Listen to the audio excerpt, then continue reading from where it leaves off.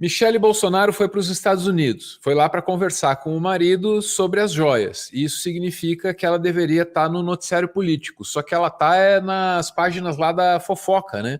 Porque essa viagem dela aí para os Estados Unidos virou assim uma coisa de ostentação, de blogueirinha, tá ligado? Maquiagem, loja da Prada. Sério? Venha ver.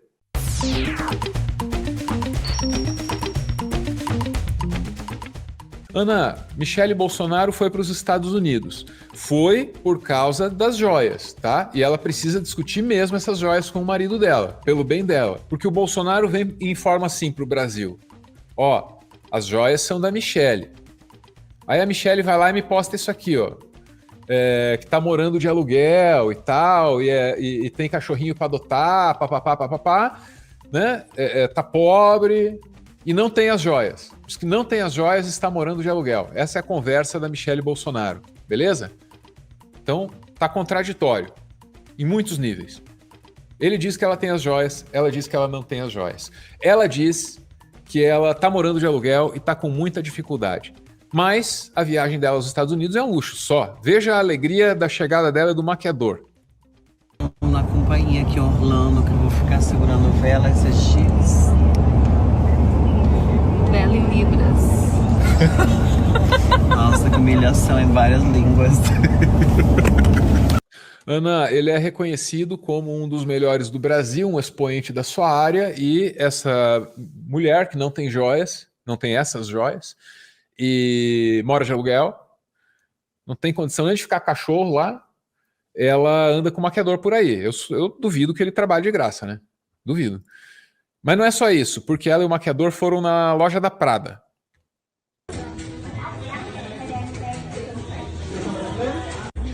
Tá lá ela lá, Ana. O óculos é grande, mas não esconde o rosto, né, Michele Bolsonaro? Todo mundo percebe que é você. Não é por aí. Tudo isso chama muito atenção porque entre essa chegada que tem riso, que tem alegria com o maquiador, e essa visita à loja, momento de consumo, ninguém ali parece triste, ela estava do lado do marido numa choradeira só, rapaz. Lamentando aí pelo Brasil que caiu na mão dos comunistas safados, né? Interessante. Eita.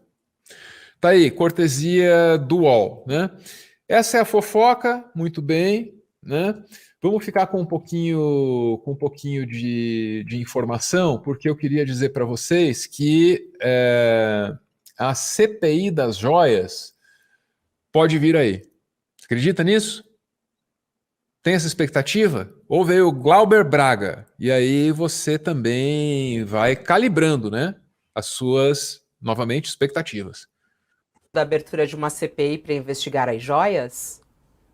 Acho que sim, eu inclusive assinei a CPI, acho que é uma necessidade porque você é um instrumento onde você consegue enquadrar de maneira definitiva Bolsonaro, a sua família, e escancarar todas as contradições deles. Eles colocam como alternativa, né, ou tentam fazer ali o jogo de antagonismo, apresentando a CPMI do dia 8, evidentemente também tentando aglutinar sua base de extrema-direita. Eu acho que a gente não pode cair nessa, né? Ou seja, com um fascista, com extrema-direita, você não vai dando espaço para ir fazendo o acordo com eles para que eles possam ganhar substância, força, né? Ou seja, que eles consigam avançar com a sua agenda. Eu acho que a gente tem que trabalhar prioritariamente por aquelas CPIs que sejam enquadradoras da extrema-direita e do bolsonarismo. Não podemos dar nenhum espaço para eles, que é o que eles vão tentar fazer, indicar uma contradição que não existe, porque está mais do que evidente a responsabilidade de Bolsonaro e do bolsonarismo com o que veio acontecer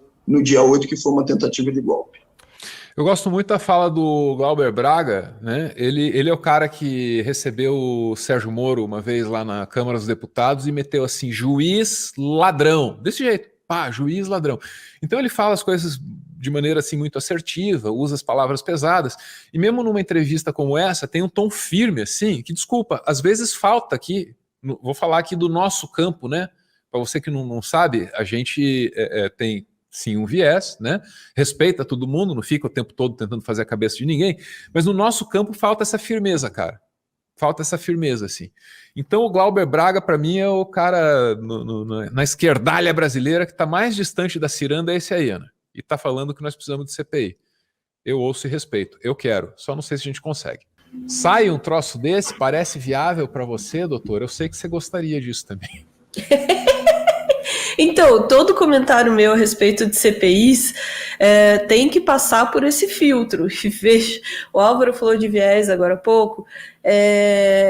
Eu acho super perigoso o jornalista, o comunicador de forma geral, assim, querer fingir que é completamente objetivo. Então, eu vou admitir um viés aqui.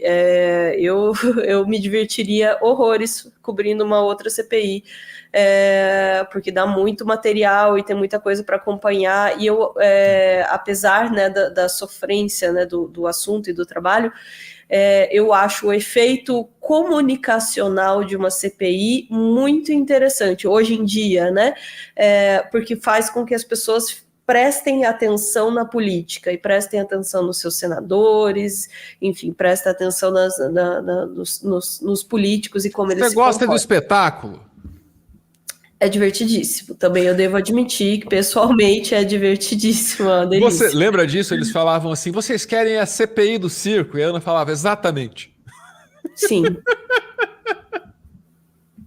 O que eu posso dizer? É um espetáculo. Não, e essa seria menos bad vibes, né? Porque, essa seria menos bad vibes também. Põe na balança. Genocídio, joias. Genocídio, joias. O que afeta mais a sua saúde mental? Pô, joias é espionagem. Parece bem mais divertido. O Álvaro estava falando, né? Compara CPI e joia, CPI da Covid e joias. Realmente, entre genocídio e joias, eu acho que é muito melhor discutir joias.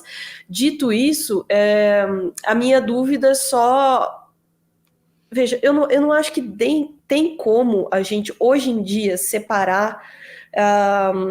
o que é um processo de uma CPI com os seus aspectos comunicacionais. Eu estou falando de princípio de zoeira, porque é divertido para mim, pessoalmente, né, cobrir uma CPI, mas tem um aspecto muito sério nisso. Hoje, eu não acho que se pensa no âmbito político em abrir uma CPI sem considerar os aspectos comunicacionais dessa CPI. Tá? E eu acho que isso faz parte do jogo político. Comunicação e política são indissociáveis, e hoje mais do que nunca, né? Então, quando você pensa em abrir uma CPI do 8 de janeiro, ou pensa em abrir uma CPI das joias, certamente o fator comunicacional tem um peso nisso. Por que eu estou pensando nessa questão? Porque acho que na questão do 8 de janeiro, o direcionamento, né, da base governista é não querer abrir essa CPI. Por quê? Eu imagino, aí é minha leitura, tá? Que para eles a possibilidade dessa CPI do 8 de janeiro ser usada comunicacionalmente para empatar o meio de campo, embolar a comunicação e gerar mais problema, seja uma possibilidade maior. Me parece que uma CPI das joias teria menos, né? E é o que está no discurso, na fala do Glauber ali, né? Uma CPI das joias teria menos propensão a gerar este tipo de discurso, de narrativa, né, de gerar menos esse tipo de distorção comunicacional. Mas, por outro lado, eu não tenho certeza se uma CPI das joias tem caldo suficiente para também gerar muita coisa positiva. Por isso não tenho tanta certeza se ela viria a ser aberta, eu não boto tanta fé assim, não. Ana, eu estava falando sobre a CPI, tem um aspecto comunicacional diferente hoje em dia. Aí, eu fiquei matutando em cima do que você disse, e durante o restante do teu comentário, e me parece que há etapas nisso, assim, do que foi e do que é uma CPI. Vamos tentar considerar desde o início da República. Então, uma CPI era uma coisa. Uma CPI com a TV Câmara e a TV Senado é outra coisa. Uma CPI com a TV Câmara, com a TV Senado e com as redes sociais é um outro animal completamente diferente. Agora deixa eu voltar e pegar exemplos. Vamos lá. Primeiro exemplo, só CPI. anões do orçamento no Fernando Henrique. O que a gente tinha daquela CPI? O que o Jornal Nacional escolhia que nós fôssemos ter. Era o único jeito. O Jornal Nacional, os jornais da noite, o Estadão, o Papel, a Folha e tal, caralho. Entendeu? A mídia hegemônica escolhia o que você ia saber da CPI dos anões do orçamento. E não importa o esforço que a posição e a oposição façam dentro dessas casas legislativas. Agora pula para uma CPI que tem TV Senado e TV Câmara. Qual? Pode ser a CPI do Mensalão. Ali, bicho, eu lembro. Para uma TV institucional, os números de audiência subiram lá em cima, a galera colocava na TV Câmara para ficar ouvindo aquilo o dia inteiro. Na redação que eu trabalhava, era só Globo News, acabou a Globo News naquele período, ficava na CPI o dia inteiro, porque já tinha essa TV e mais gente tem acesso ao conteúdo integral da CPI. Então a coisa já muda, né? Aí, bicho, você tem a da Covid, por exemplo. Vou pegar o exemplo que eu e a Ana conhecemos de cabo a rabo. Você tem a CPI sendo transmitida ao vivo nas redes, porra, e todo mundo prestando atenção naquilo mesmo, era um fenômeno, não só político, mas até, sei lá, comunicacional, cultural para o Brasil inteiro. Sacou? Eu acho que é a CPI na qual todo mundo se concentrou por mais tempo. E aí, Ana, pegando esse histórico que eu imaginei em cima da tua fala, sabe, eu percebo que o peso da comunicação na política aumentou.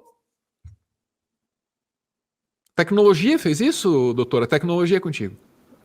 Posso pôr isso só na conta da tecnologia ou não? Mas foi você mesmo que me apontou isso uma vez, assim. Antigamente, o operador da política, ele usava a comunicação da seguinte forma: ele ia lá, sentava com o dono da rádio, o dono do jornal, né, e negociava ali os seus apoios, né? Hoje em dia, esse jogo meio que se inverteu. A gente começa da comunicação para fazer política, sabe? Porque cada um de nós é um veículo e não dá para sentar na mesa e negociar com todo mundo. Exatamente, claro, tem outras coisas, é uma simplificação isso, tem outras coisas acontecendo aí, não é apenas que cada um de nós é um veículo, isso é um fator, né? Então você tem uma pulverização do processo comunicativo, mas você também tem outras forças acontecendo aí, que são, por exemplo, os mecanismos algorítmicos de comunicação, que geram situações e pontos vulneráveis que podem ser hackeado não no sentido direto, mas metaforicamente, né, hackeados por comunicações predatórias, que é o que os sistemas de fake news fazem, né, de forma orgânica ou de forma organizada, né, no sentido quase, ou na verdade, no sentido do crime organizado mesmo, né, com gabinetes do ódio e esse tipo de coisa.